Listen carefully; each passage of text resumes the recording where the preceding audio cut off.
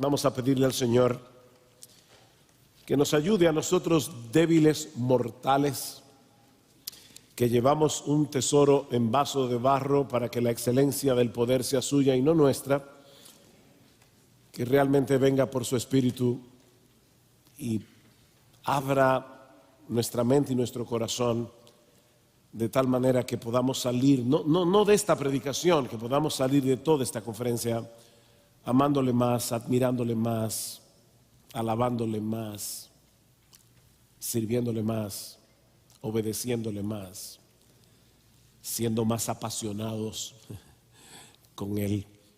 Vamos a orar. Bendito Señor, te damos gracias por todo lo que hemos escuchado hasta aquí. Padre, gracias por haber ayudado a Paul hace una hora para mostrarnos de una manera tan poderosa ese pasaje de Filipenses y recordarnos que nuestra salvación está en Cristo. Eso parece tan esencial, Señor, parece el ABC de la vida cristiana, pero cuánto necesitamos volver a esas verdades una y otra vez. Gracias. Pero ahora, Padre, nosotros estamos aquí frente a tu palabra, conscientes de nuestra propia debilidad, no solamente para predicarla desde el púlpito, sino también la debilidad de mis hermanos para escuchar con atención, recibir la palabra, implantarla en sus corazones por el poder de tu Espíritu y dar fruto. Ayúdanos, oh Señor. Ven en nuestro auxilio y glorifica a tu Hijo por la obra de tu Espíritu, porque te lo pedimos en su nombre. Amén. Les pido por favor que vayan conmigo a Mateo capítulo 7 y vamos a leer los versículos 28 al 29. Dice así la palabra del Señor.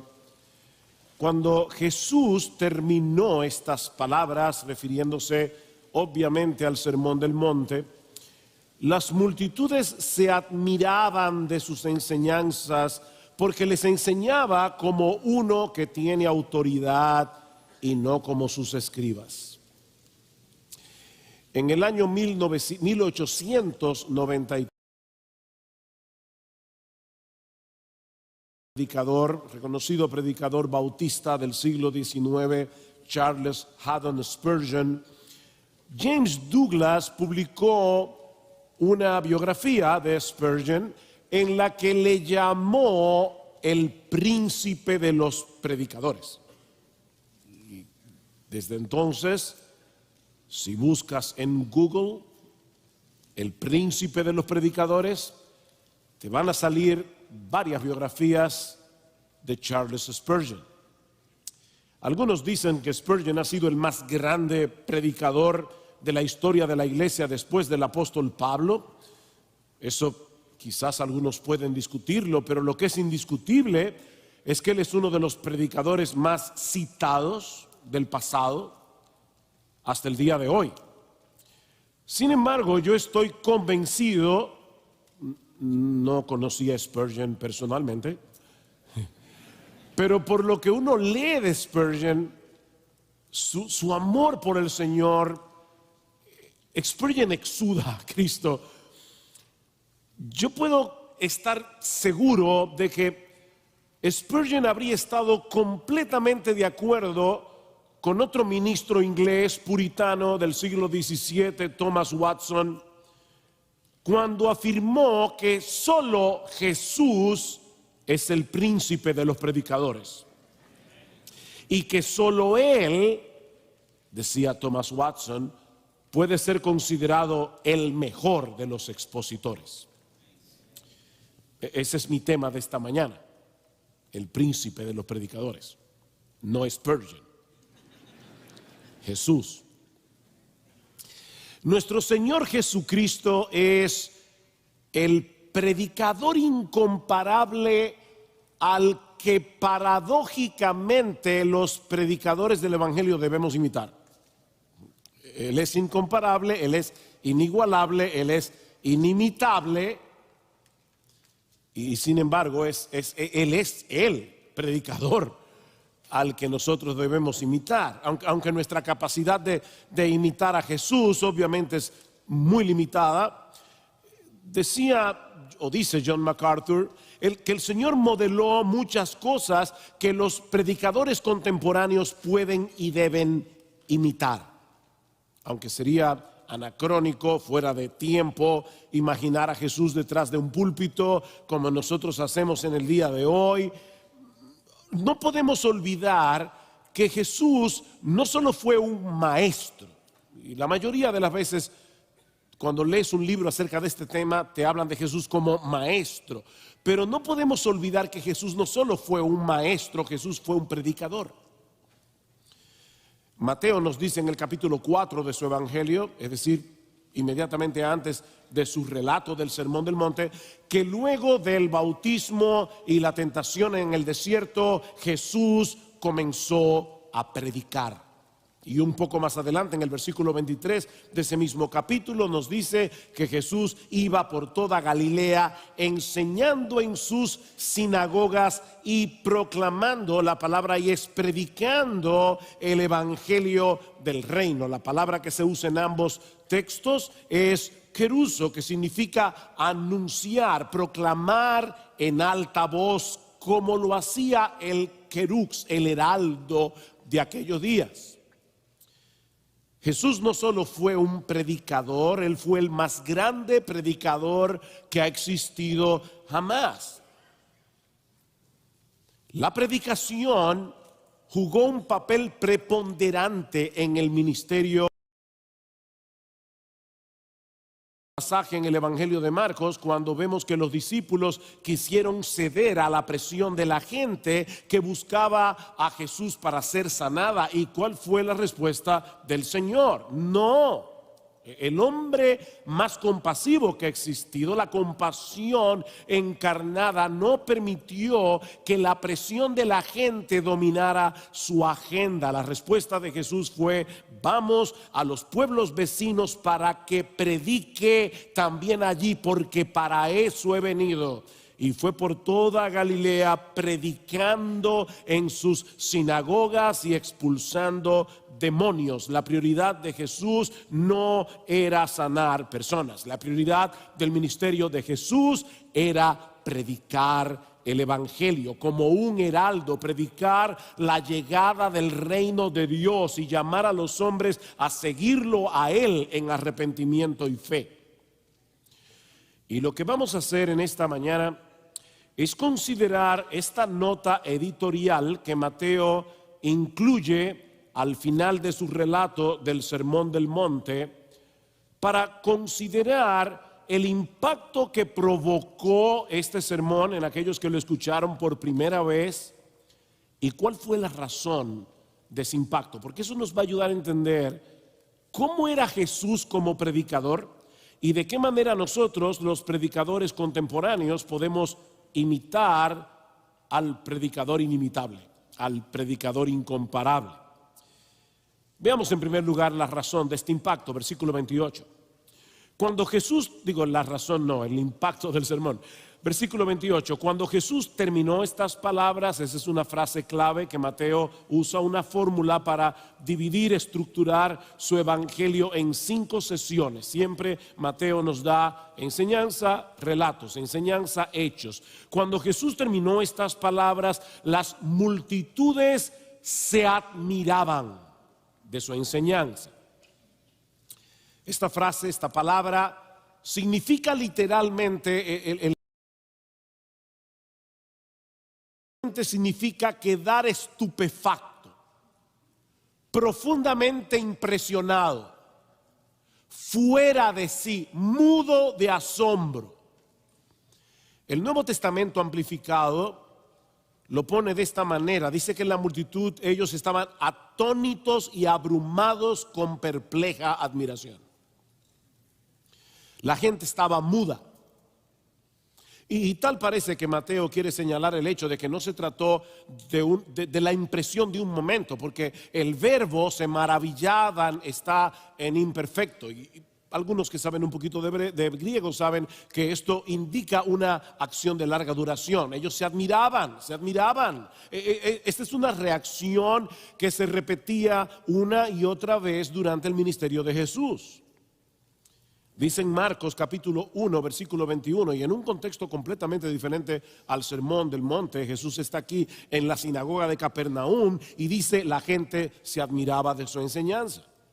Y un poco más adelante, allí mismo, cuando Jesús libera a un hombre endemoniado, dice Marcos que todos se asombraron de tal manera que discutían entre sí diciendo: ¿qué es esto? ¿Ven? Una enseñanza nueva con autoridad, decían ellos.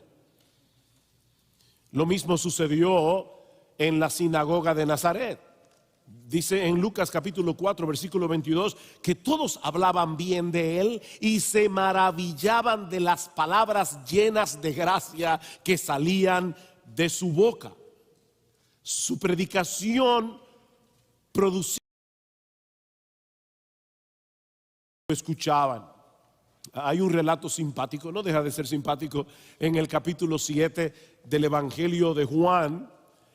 Los líderes religiosos de Israel enviaron alguaciles para que apresaran a Jesús y obviamente volvieron con las manos vacías.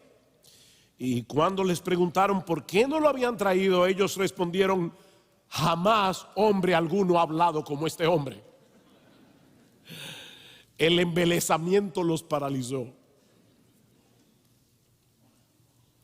Ahora, ¿qué era lo que las multitudes percibían de la predicación de Jesús que reaccionaban de ese modo? Porque tal vez tú y yo hoy leemos el Sermón del Monte y decimos: wow, sí, fue un buen sermón, pero ¿para quedar mudo de asombro?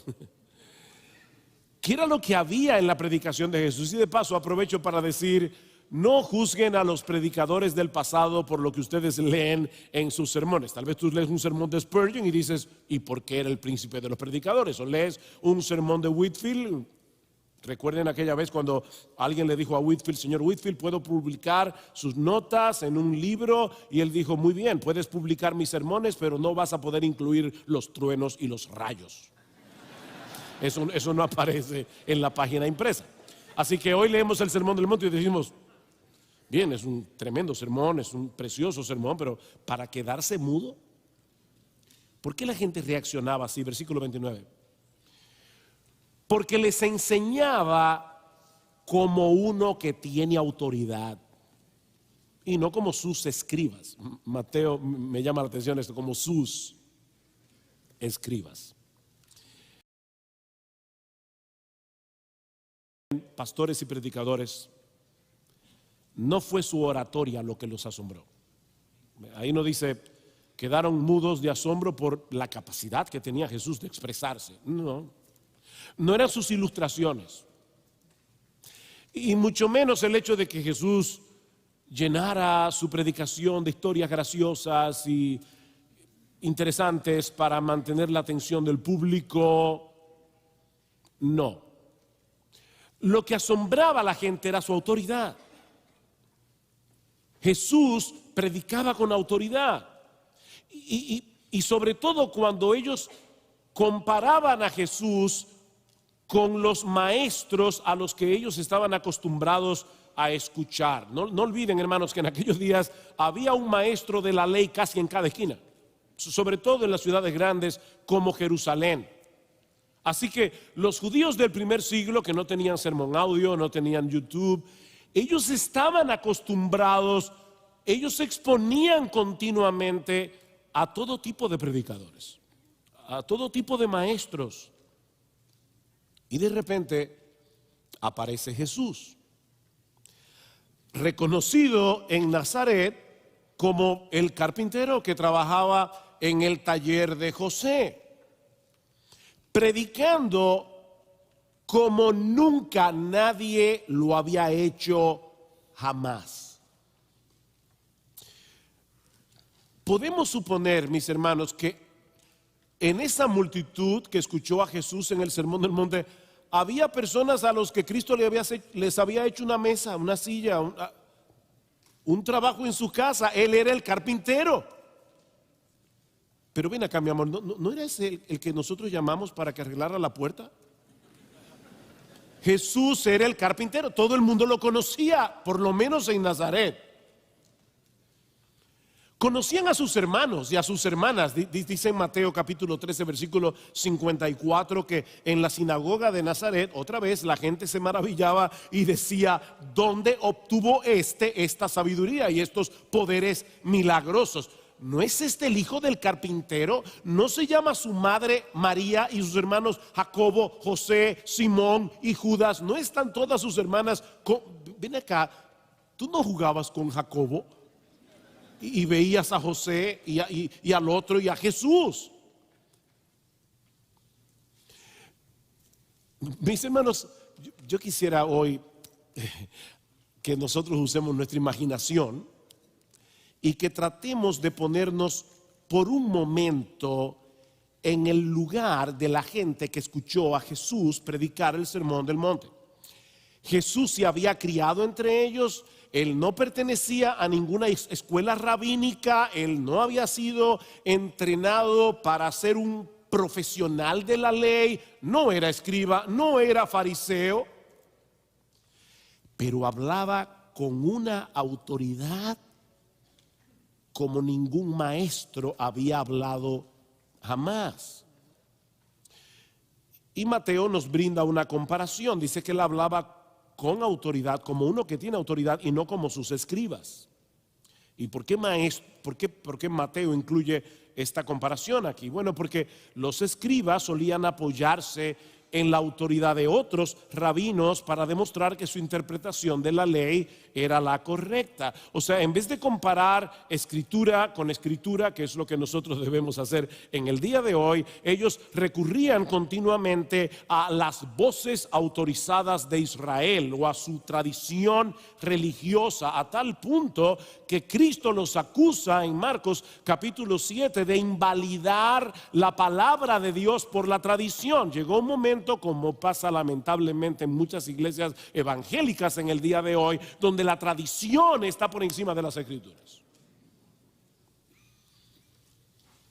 De paso, no hay nada de malo en citar a otros pastores, no hay nada de malo en citar comentaristas, autores bíblicos, siempre y cuando no pontifiquemos la enseñanza de ningún hombre. Los evangélicos no tenemos papas. No pontifiquemos la enseñanza de ningún hombre. Los cristianos solo tenemos una autoridad absoluta para saber lo que debemos creer, para saber lo que debemos hacer, y es la infalible, inerrante y todo suficiente palabra de Dios. Nada más.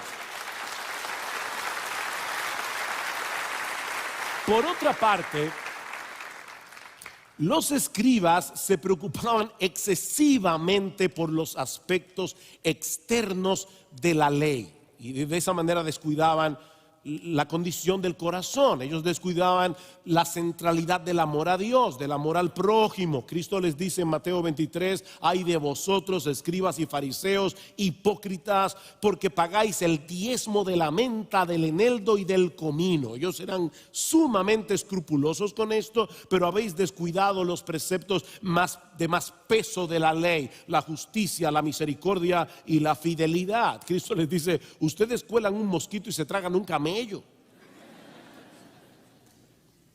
Ustedes son como sepulcros blanqueados, que por fuera lucen hermosos, pero por dentro estáis llenos de hipocresía y de iniquidad. Sumamente escrupulosos en los aspectos externos de la ley, pero totalmente descuidados con lidiar con los asuntos del corazón. Y para colmo de males, los escribas tenían un doble estándar, uno para ellos y otro para los demás. Ellos ponían sobre los otros cargas pesadas que no podían sobrellevar, pero dice Jesús: ustedes ni con un dedo quieren cargarla. Un doble estándar. Este era el tipo de maestro al que los judíos estaban acostumbrados. Hombres que se pasaban horas discutiendo sobre las distinciones más ridículas que podamos imaginar, sobre todo en lo relativo al Sabbat, al día de reposo. No debemos llevar carga el día de reposo. ¿Se puede usar caja de dientes? No es una broma, es porque estás cargando algo. ¿Y qué hacemos con la gallina que puso el huevo el sábado? ¿Sacrificamos la gallina o podemos comernos el huevo? ¿Deben las mujeres verse en el espejo en el día de reposo? Eso es peligroso porque pueden verse una cana y verse tentadas a arrancársela, y eso es un trabajo. Entonces, ahí comienzan, ¿verdad? El rabino tal dice esto y el rabino cual y bla, bla, bla, bla. Y de repente aparece Jesús, el carpintero de Nazaret, predicando el evangelio del reino. Y fue más que evidente para todos ellos que este predicador, este maestro, era muy diferente a los demás.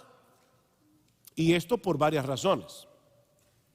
En primer lugar, por el poder espiritual que había detrás de su predicación. A veces nosotros lamentablemente tomamos la Biblia y la leemos como si estuviera desconectada de lo anterior. Mateo va con su narrativa y nos dice en el capítulo 4 de su capítulo 3, perdón, al final, antes de la tentación en el desierto, que Jesús, al momento de su bautismo, el Espíritu Santo descendió sobre él. Jesús fue ungido con el Espíritu Santo, por el Espíritu Santo. Pastores, predicadores, nunca olvidemos esto: el Hijo de Dios encarnado, la segunda persona de la Trinidad hecha hombre, llevó a cabo su ministerio en dependencia total del Espíritu Santo. En el capítulo 4 de Lucas se nos dice que Cristo regresó a Galilea en el poder del Espíritu. Y dice, y enseñaba en sus sinagogas, en el poder del Espíritu. E inmediatamente después, Lucas narra lo que sucedió en la sinagoga de Nazaret. Dice que Jesús se levantó a leer, era su costumbre ir a la sinagoga, se le dio el libro del profeta Isaías. Ahora imaginen a los mayores que habían visto a Jesús de Nazaret desde niño, era su costumbre. Ellos decían, ahí vino Jesús, y lo veían chiquitito ahí en Nazaret. Jesús se levanta a leer y, habiendo abierto el libro, halló el lugar donde estaba escrito: el Espíritu del Señor está sobre mí, por cuanto me ha ungido para dar buenas nuevas a los pobres, me ha enviado a sanar a los quebrantados de corazón, a pregonar libertad a los cautivos, vista a los ciegos, poner en libertad a los oprimidos, a predicar el año agradable del Señor. Él está citando aquí Isaías capítulo 61 versículos 1 y 2, y enrollando el libro lo dio al ministro y se sentó, y los ojos de todos en la sinagoga estaban fijos en él. Es la misma palabra que aparece en 2 Corintios capítulo 3, cuando dice que los israelitas tenían su mirada puesta en Moisés cuando bajó del monte. Ellos estaban con sus ojos fijos en Jesús, y comenzó a decirles: hoy se ha cumplido esta escritura delante de vosotros.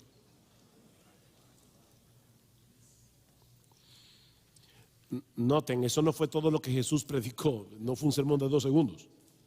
Comenzó a decirles, eso fue parte de su sermón. Lucas no está relatando aquí todo el sermón, pero el punto es que al inicio de su predicación, Jesús comienza afirmando que el ungimiento del Espíritu del que profetizó Isaías se había cumplido en él,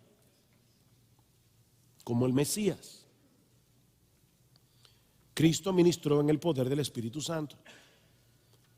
¿Cuánto más nosotros tenemos que depender de él? Sí, debemos prepararnos cuidadosamente para exponer la palabra. Debemos hacer una exégesis precisa del texto bíblico y luego preparar nuestros sermones con el mayor empeño del que seamos capaces. Mis hermanos, esto es un arduo trabajo. Pablo dice en 1 Timoteo capítulo 5 versículo 18: los ancianos que gobiernan bien sean tenidos por dignos de doble honor, mayormente los que trabajan trabajan en predicar y enseñar. Y esta palabra es exactamente la misma que aparece en Apocalipsis capítulo 2, versículo 2, cuando Jesús le dice a la iglesia en Éfeso: yo conozco tu arduo trabajo. Predicar es un arduo trabajo que requiere del poder del Espíritu para ser eficaz. ¿Ven? La buena predicación es el resultado de un arduo trabajo en dependencia del Espíritu. No es escoger una cosa o la otra. Tratar de escoger entre el trabajo del predicador o la dependencia del Espíritu es como decidir: ok, tenemos un problema en el vuelo. ¿De qué ala nos desprendemos? ¿De la derecha o de la izquierda? No podemos desprendernos de ninguna de las dos, porque el avión no puede volar sin las dos alas, y la buena predicación tampoco. En toda la historia de la iglesia nunca ha habido un solo predicador, y miren que han habido muchos buenos, un solo predicador que en su propia capacidad haya podido convertir un alma o edificar una iglesia. Si queremos predicar como Jesús, debemos estar conscientes de nuestra propia debilidad y de que la tarea que se nos ha encomendado sobrepasa por mucho nuestras capacidades naturales. Pero no era solo el poder de su predicación lo que tomó a esta gente por sorpresa, sino también su contenido, el contenido del sermón. Y una vez más, por favor, hagamos el esfuerzo de ponernos en la mente de cualquier judío del primer siglo escuchando por primera vez el Sermón del Monte. Este carpintero de Nazaret ha subido al monte, multitudes están a su alrededor y él comienza a enseñar. Pero lo más sorprendente de su enseñanza no son las elevadas normas éticas que Jesús plantea que tienen los ciudadanos del reino. Eso no fue lo más sorprendente. Lo más sorprendente de la predicación de Jesús era cómo él predicaba a Jesús. Era lo que él decía de sí mismo. En el Sermón del Monte, Jesús se presenta a sí mismo como el intérprete final y absolutamente correcto de las Escrituras. Mateo 5, a partir del versículo 21, esto es lo que los maestros de la ley les han enseñado, pero yo os digo. Ahí está. Los rabinos que ustedes acostumbran a oír se han quedado cortos en su interpretación de lo que Dios habló en el Sinaí. Yo soy el intérprete oficial de la corte celestial que puede enseñarles con autoridad el verdadero alcance de cada una de las palabras que salió de la boca de Dios en el monte Sinaí. Todas las veces, de paso, que Jesús citó un pasaje del Antiguo Testamento, como hizo en Lucas capítulo 4, eso era exactamente lo que ese pasaje significaba, en su contexto. Hoy día la gente se reúne en estudios y dice: ¿qué significa este texto para ti? Pregunta errónea. No, lo que importa no es lo que ese texto significa para ti, es lo que ese texto significa. Ya no sigas. ¿Qué significa ese texto? Se acabó. Ese texto en su contexto. Jesús nunca torció las Escrituras para hacer valer un argumento. Lo que él decía acerca de ese texto era exactamente lo que ese texto significaba. En ese sentido, y yo sé que algunos van a reaccionar aquí, pero en ese sentido es apropiado decir que Jesús era un predicador expositivo. ¿Era Jesús un predicador expositivo? Claro que sí. Es verdad que él nunca se paró en un púlpito y enseñó versículo a versículo un libro completo del Antiguo Testamento. Sin embargo, Jesús siempre expuso lo que el texto bíblico significaba y nada más. Porque Jesús tenía las Escrituras no sé si ni siquiera decir en muy alta estima, en toda la estima. ¿Ustedes recuerdan cuando iban los discípulos camino de Emaús y el Señor le dice: oh insensatos y tardos de corazón para creer todo lo que los profetas han dicho? Lo que a mí me llama la atención de ese texto es que casi al final de su ministerio Jesús les había dicho 3 veces: me van a arrestar, me van a golpear, me van a juzgar, me van a crucificar, voy a resucitar. Él pudo haber dicho: oh insensatos y tardos de corazón, para recordar lo que yo les dije. Pero dice: no, insensatos y tardos de corazón, para creer lo que los profetas han dicho. Así tenía Jesús, el Hijo de Dios encarnado, así veía él las Escrituras, con esa autoridad impresionante. En el monte de la tentación, Satanás: escrito está. Ya se acabó el argumento. Si está escrito aquí, ya no hay nada más que hablar. Recuerdo aquella niña en la escuela dominical, aquel niño, perdón, no en la escuela dominical, en la escuela tenía un profesor ateo y el profesor quería ridiculizar la Biblia y le dice: entonces, ¿tú crees que es verdad que un gran pez se tragó a Jonás? Tú no sabes que los peces, la tráquea, no cabe. Y el niño le respondió muy sabiamente: mira, yo creo que un pez se tragó a Jonás porque la Biblia lo dice, y si la Biblia dijera que fue Jonás que se tragó al pez, también lo creyera. Esta es la palabra de Dios.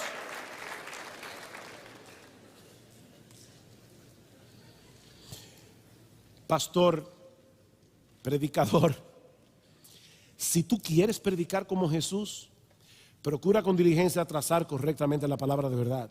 Procura con diligencia presentarte a Dios aprobado, como obrero que no tiene de qué avergonzarse, que traza bien la palabra de verdad. Estudia el texto en su contexto hasta que tú seas capaz de poder decir con una limpia conciencia: así dice el Señor. Estudia. Pero, perdón.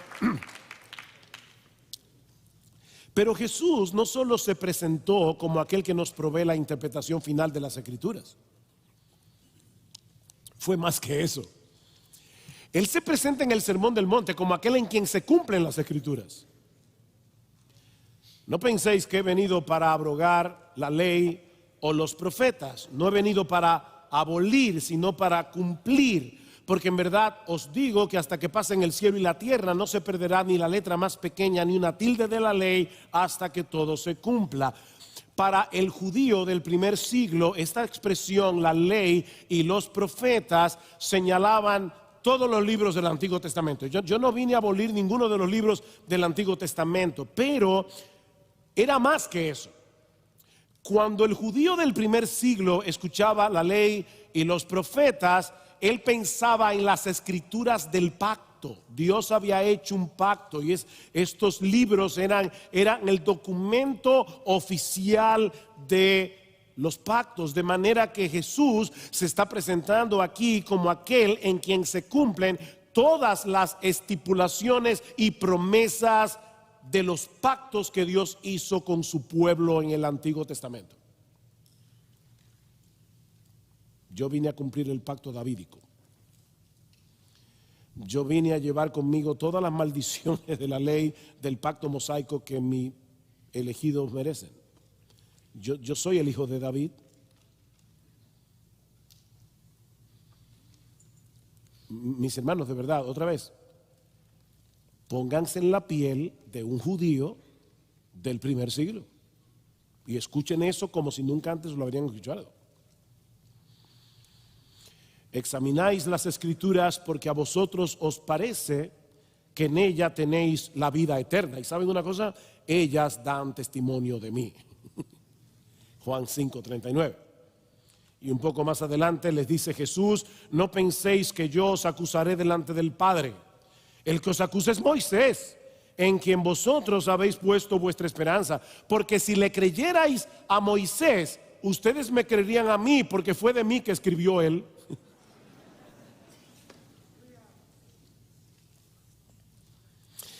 Eso sería el colmo de la arrogancia si Jesús hubiera sido un hombre común y corriente, pero él no lo dejó ahí.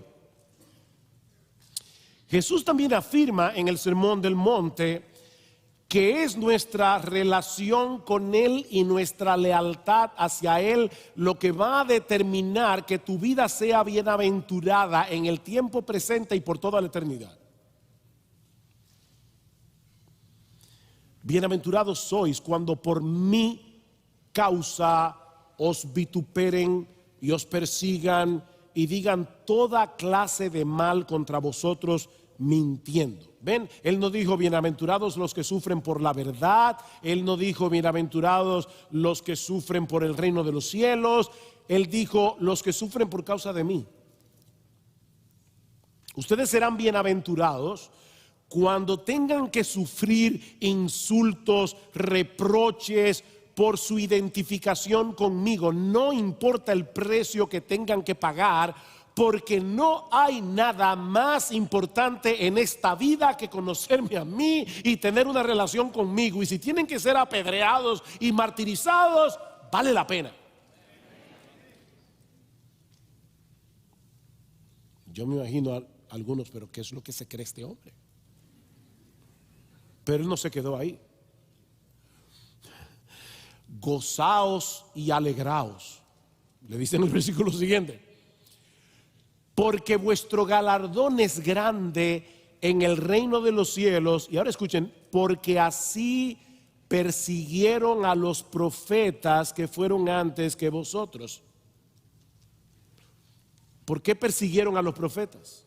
Por su lealtad a Yahvé, a Jehová. Es por eso que John Stott dice, esta analogía con los profetas resulta impresionante. Jesús espera que sus seguidores sufran por su causa y luego asemeja la persecución de ellos con la de los profetas del Antiguo Testamento. Ahora bien, aquellos profetas sufrieron por su fidelidad a Dios, mientras que los discípulos de Jesús sufrirían por su fidelidad a Él. Mis hermanos, la implicación es bastante clara. Jesús está demandando de los suyos el mismo nivel de lealtad que solo el Dios todopoderoso, creador de los cielos y de la tierra, puede demandar de sus criaturas.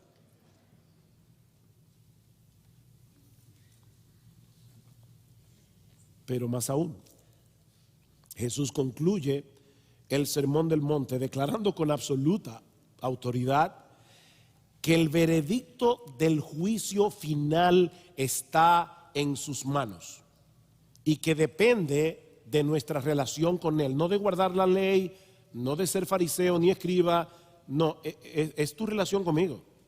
No todo el que me dice Señor, Señor, no todo el que me dice Señor, Señor entrará en el reino de los cielos, sino el que hace la voluntad de mi Padre que está en los cielos. Muchos me dirán en aquel día, yo voy a estar allí sentado como juez, ustedes se van a presentar delante de mí y muchos de ustedes van a clamar, pero Señor, Señor, no profetizamos en tu nombre y en tu nombre echamos fuera demonios y en tu nombre hicimos muchos milagros. Ustedes se dan cuenta, toda esta gente clamará tener una relación con Jesús, porque ellos ya en ese momento van a saber que lo único que importa, lo único que tiene importancia es conocer a Jesús y que Jesús te conozca a ti.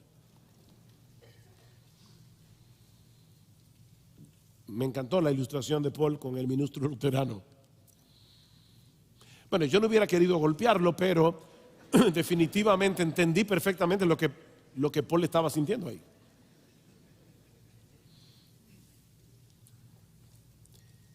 Y entonces les declararé, yo, o sea, ustedes me van a hablar a mí en el día del juicio, y entonces yo les declararé, el veredicto está en mis manos. Apartaos de mí, hacedores de maldad, yo nunca os conocí. No con un conocimiento intelectual. Jesús conoce a todos los ateos, a todos los agnósticos, a todos los impíos, pero no tiene una relación personal íntima con ellos. Eso es lo que Jesús está diciendo. Ustedes dicen Señor, Señor. El hebreo repetía el nombre para indicar proximidad. Abraham, Abraham, Samuel, Samuel, Marta, Marta. Cada vez que tú repites un nombre es yo te conozco, somos amigos. Y esta gente va a decir, Señor, Señor, ¿tú no te acuerdas los milagros y las cosas que yo hacía en la iglesia?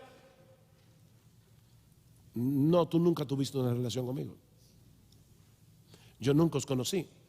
Pero lo más impactante para mí personalmente de esa declaración es que Jesús está diciendo que el castigo del infierno para aquellos que no reconocen a Jesús como Señor es estar separados de Él. Ese es el castigo, apartaos de mí. ¿Quién es este hombre que está diciendo la mayor bienaventuranza que puede tener un hombre es vivir conmigo por los siglos de los siglos, y ustedes no van a tener esa bendición? Apartaos de mí. Eso es lo más terrible.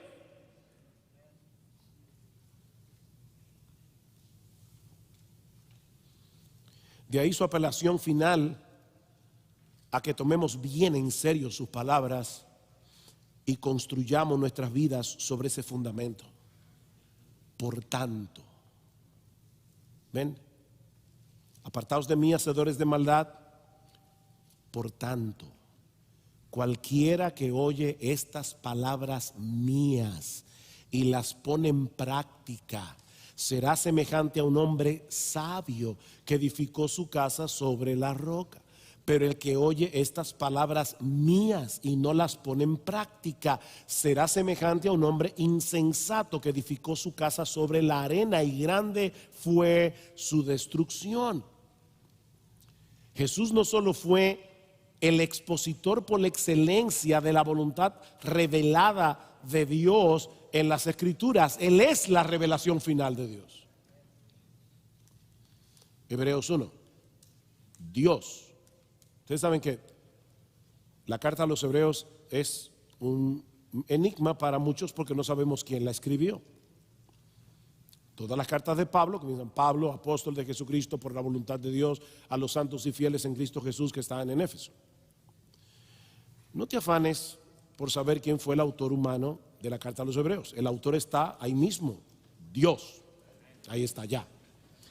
Pero ahora dice: Dios, habiendo hablado muchas veces y de muchas maneras a los padres por los profetas, en estos postreros días nos ha hablado por el Hijo. Él es la revelación final de Dios. Por eso es que al final de su ministerio, en Mateo capítulo 24, versículo 35, el Señor es capaz de decir: el cielo y la tierra pasarán, pero mis palabras no pasarán.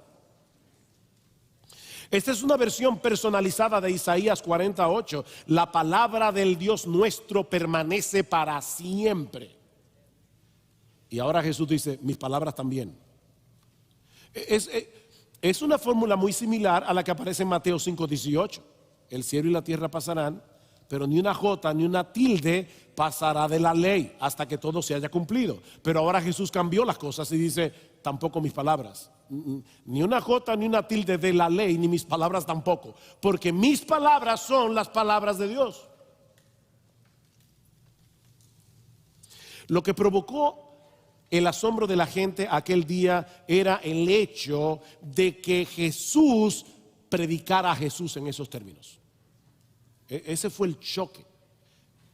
Eso era insólito para un judío del primer siglo. De manera, mi amado hermano, pastor, predicador, si tú quieres predicar como Jesús,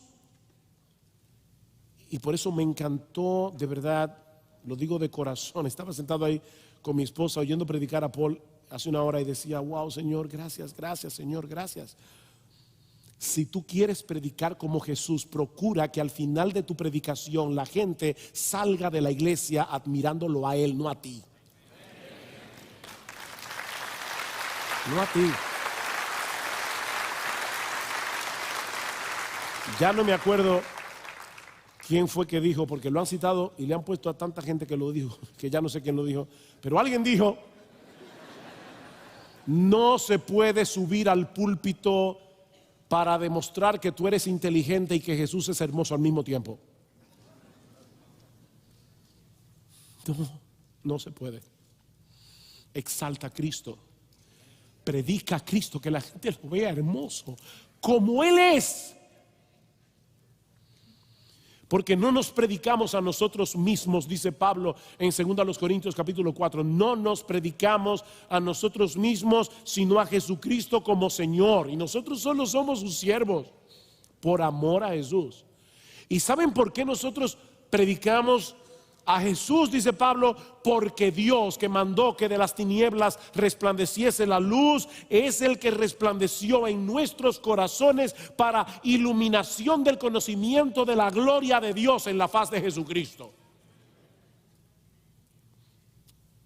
Si nuestro evangelio está encubierto, entre los que se pierden está encubierto, en los cuales el Dios de este siglo cegó el entendimiento del evangelio para que no puedan ver la gloria de Jesús en el evangelio. Eso acaba de decir Pablo en el capítulo 4, versículos 3 y 4 de 2 Corintios, y dice ahora, pero yo predico a Jesús. Pablo, ¿y por qué tú predicas a Jesús si ya tú acabas de decir que los pecadores están ciegos? Ellos no pueden ver esa gloria, porque es a través de la predicación de la gloria de Jesús que el Espíritu Santo actúa para quitar la venda de los ojos de los pecadores. Cuando estamos predicando el evangelio y estamos exaltando a Jesús, viene el Espíritu Santo sobre aquellos que fueron elegidos por el Padre y dice, sea la luz, y de repente tú ves lo que nunca antes habías visto, que Jesús es glorioso, majestuoso, lleno de gloria.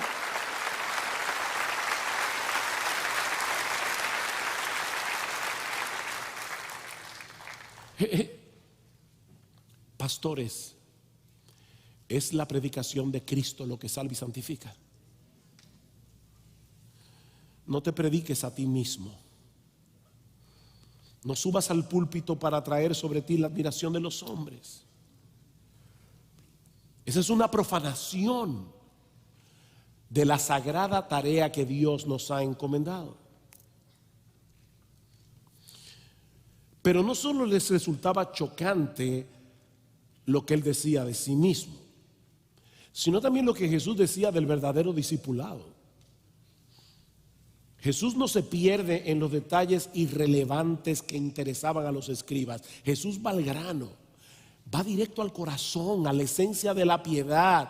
El reino de los cielos no está reservado para aquellos que presuponen estar en regla con la ley. No, es para los pobres en espíritu, es para los que reconocen que están en una absoluta y total miseria espiritual. Los ciudadanos del reino son sensibles a sus pecados, ellos lloran, son mansos, están hambrientos y sedientos de justicia, de una vida más santa, de una vida más pura. No se contentan con tratar de conformarse externamente a la letra de la ley. No, mis verdaderos discípulos guardan el espíritu del mandamiento. Esta gente se maravillaba porque nunca antes se les había tocado la llaga del corazón, como lo hizo Jesús aquel día. ¿Tú crees que estás libre de adulterio porque no te has acostado con ninguna otra mujer? Yo os digo que el que mira a una mujer para codiciarla ya adulteró con ella en su corazón. ¿De verdad tú crees que los escribas y fariseos son los super santos? Pues yo te digo que si tu justicia no es mayor que la de ellos, tú no vas a entrar en el reino de los cielos. Porque la de ellos es una cosa externa. Yo transformo el corazón. Eso es como decir en una escuela de canto, mira, si tú no cantas como Pavarotti, ni apliques. Para el judío del primer siglo, ellos decían, si van a entrar solo dos personas al cielo, uno va a ser un escriba y otro un fariseo. Y Cristo dice, no, si vuestra justicia no fuere mayor que la de ellos, ustedes no entrarán. Oíste que fue dicho, no cometerás homicidio. Tú crees que estás libre, ¿verdad? Mas yo te digo que el que se enoja pecaminosamente contra su hermano y el que echa fuera la ira del corazón para maltratar a su hermano y le llama racá, imbécil, cabeza hueca, bueno para nada, va para el infierno. O sea, de verdad, otra vez, ahí está un judío oyendo eso.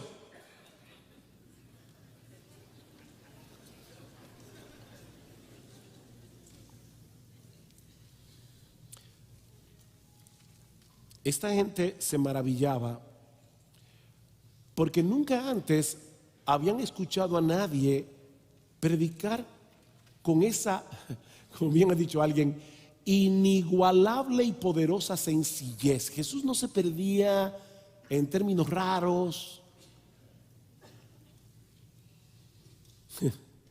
La primera vez que yo vine a Grace Community Church fue en el año 1985. Yo era joven, era un niño aventajado. No. Yo vengo aquí a Grace y estamos con el jet lag, medio dormidos, y nos invitan en la parte hispana. Era otro pastor, no era Henry Tolopilo ni Josías, obviamente. Y nos invitan ellos tenían, no sé si lo tienen todavía, flocks, rebaños que se reunían cada semana, y entonces el pastor se reunía con los hermanos líderes del grupo, y eran hermanos que no habían estudiado en seminario, nada de eso. Y yo recuerdo que yo estaba allí ya con un sueño y estoy ahí sentado el día que llegamos a Los Ángeles, pero de repente uno de los hermanos le pregunta al pastor: pastor, ¿Judas hubiera podido no traicionar a Jesús? Ya eso me despertó. Pero lo que me quitó el sueño fue que de repente yo oigo la voz de un hermano, y después nos hicimos súper amigos hasta el día de hoy.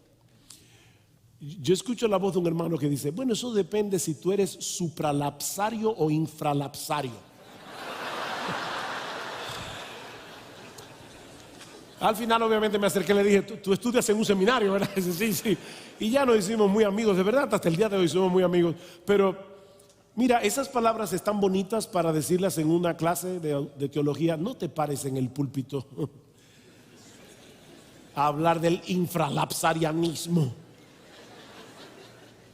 porque la gente va a decir: no entendí nada, pero el tipo sabe de eso.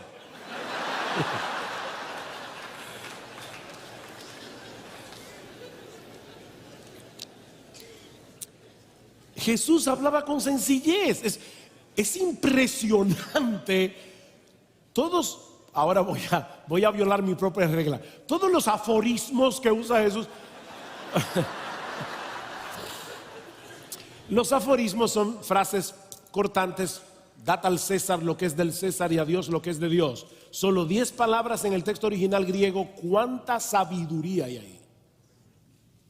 Si tu ojo derecho te es ocasión de caer, córtatelo. Si tu mano derecha te es ocasión de caer, si tu ojo derecho, sácatelo. No os afanéis por vuestra vida, que habéis de comer, que habéis de beber, que habéis de vestir. No es la vida más que el alimento y el cuerpo más que el vestido. Mirad las aves del cielo. Yo me imagino que en ese momento estaba en el monte, estaba pasando una bandada de aves. Miren las aves. No se afanan, no hay un banco de gusanos. Porque vuestro Padre, Él no es el Padre de las aves. Él es vuestro Padre. Vuestro Padre las alimenta. Y ustedes valen más que ellas. ¡Qué sencillez! Fue la conjunción de todos estos elementos, sumados al carácter moral intachable de Jesús, lo que dejó muda de asombro a las multitudes que escucharon a Jesús aquel día y durante el resto de su ministerio. Jesús fue capaz de preguntar a sus enemigos: ¿quién de vosotros me prueba que tengo pecado? Y si digo verdad, ¿por qué vosotros no me creéis? ¿Saben cuál fue la respuesta de sus enemigos? Silencio. ¿Alguno de ustedes me acusa de pecado? No. Jesús hablaba con autoridad porque tenía autoridad. La autoridad del inefable y glorioso Hijo de Dios hecho hombre. En ese sentido Él es inigualable, Él es incomparable, Él es inimitable. Pero ¿saben qué? Él le ha conferido a los hombres que Él ha llamado al ministerio una autoridad delegada. Recuerdan que yo les dije, y no fue sin propósito que el Evangelio de Mateo está dividido en 5 sesiones y siempre terminó Jesús estas palabras, ahí comienza otra sección. La próxima sección comienza en el capítulo 10. ¿Y cómo comienza el capítulo 10 de Mateo? La segunda sección. Aquí en la primera sección de Mateo vemos la autoridad de Jesús. En la segunda sección comienza diciendo que Jesús le dio autoridad a sus discípulos. Él delegó autoridad. Y luego en el capítulo 28 termina diciendo: toda autoridad me ha sido dada en el cielo y en la tierra. Por tanto, id a ser discípulos de todas las naciones, bautizándolos en el nombre del Padre, del Hijo y del Espíritu Santo, y enseñándoles a guardar todas las cosas que yo os he mandado. Y he aquí, yo estoy con vosotros todos los días hasta el fin del mundo. Nosotros no tenemos autoridad en nosotros mismos. Pastor, predicador, tus opiniones en el púlpito, resérvatelas para ti. Predica la palabra, porque tu autoridad es directamente proporcional a tu fidelidad en exponer con precisión las escrituras para la gloria de Dios y el bien de las almas, sumado a una vida que sea coherente con el evangelio que tú predicas. No perfecta, no perfecta, pero sí coherente. Pablo dice a los ancianos de Éfeso: mirad por vosotros y por todo el rebaño en que el Espíritu Santo os ha puesto por obispos para apacentar la iglesia del Señor, la cual él ganó por su propia sangre. ¿Por quiénes deben velar primero? Por ustedes mismos, pastores. Cuiden su vida devocional, cuiden su relación con Dios, cuiden su relación con Cristo, amen a Cristo. Mirad por vosotros y por todo el rebaño. Y luego a Timoteo, Pablo le dice: Timoteo, ten cuidado de ti mismo y de la doctrina. Pero ten cuidado de ti mismo, no descuides tu vida espiritual. La principal labor de un pastor es cuidarse a sí mismo. ¿Saben por qué? Déjenme revelarles algo públicamente. Nosotros tenemos una oveja en la iglesia que me da muchísimo trabajo, mucho trabajo.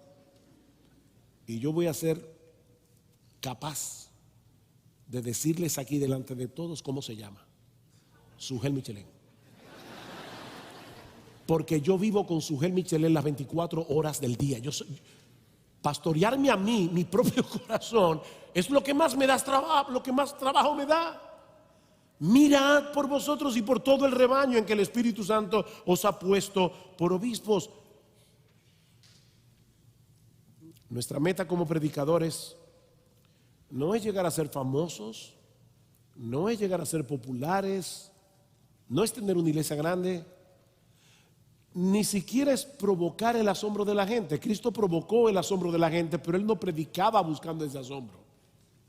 No es procurando el asombro de la gente. No olviden que fue en la sinagoga de Nazaret donde muchos se maravillaban de las palabras de gracia que salían de su boca, donde después quisieron despeñarlo.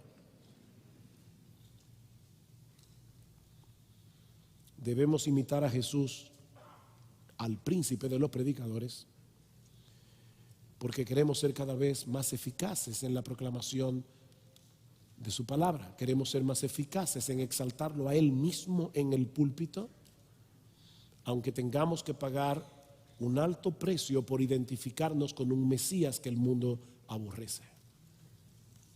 Pero ¿saben qué, pastores? Cuando aparezca el príncipe de los pastores, vosotros recibiréis la corona incorruptible de gloria y la invaluable recompensa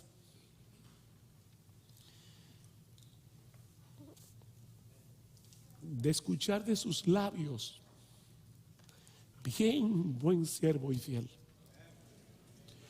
Tu iglesia era pequeña, nadie veía tus sermones en YouTube,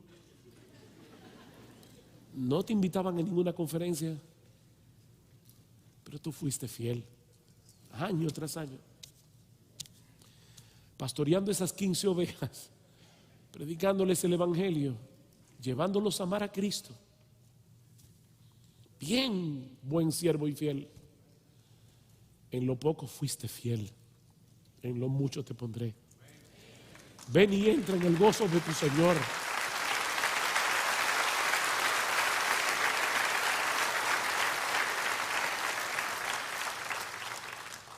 Padre, gracias, Señor, Gracias, Señor, por habernos dado el privilegio de predicar tu palabra una vez más. Señor, bendice esta conferencia, bendice el esfuerzo que hacen nuestros hermanos, pero no para llenar a la gente de conocimiento, como si el conocimiento en sí mismo tuviera valor.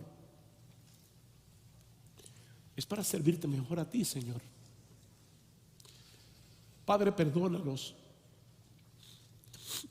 porque muchas veces hemos sido ladrones de gloria. Perdónanos, Señor, por no procurar ardientemente la exaltación de tu Hijo. Perdónanos, Señor, por no ser diligentes al estudiar tu palabra. Ayúdanos, Señor. Somos débiles. Bendice a cada pastor, cada predicador que se encuentra en este lugar, pero bendice también a los hermanos, que ellos sepan discernir, Señor, cuando están en un púlpito donde el hombre está endiosado, está exaltándose a sí mismo, no los está llevando a Cristo, que puedan huir, Señor, a una verdadera iglesia, que puedan discernir, Señor, pero al mismo tiempo que sepan apreciar a sus pastores, a sus predicadores, que con sencillez, con esfuerzo, tal vez totalmente desconocidos, les predican tu palabra domingo tras domingo. Llévalos a tenerlos en alta estima. Pero sobre todo, Señor, a todos los que estamos aquí,